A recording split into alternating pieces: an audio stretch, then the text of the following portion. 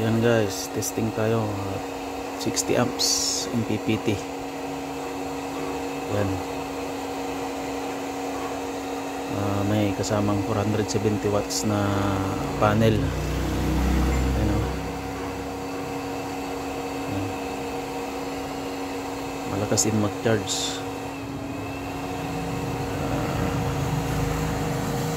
Kung pansin nyo, maingay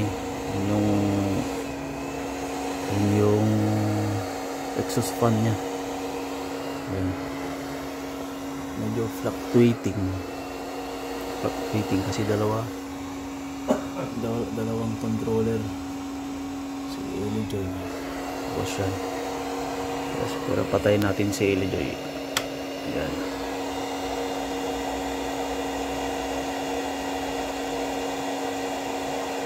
Ayan, stable na siya, nasa 22 amps. Ayan. 470 watts panel, solar homes. Ayan, malakas din pala mag-charge to, PowerMR. May exhaust fan, 60 amps MPPT. Ayan. Sa Shopee natin nabili to online. Shout out sa tropa natin na may-ari. Pinapatesting lang guys. Yun, nagulat si inverter.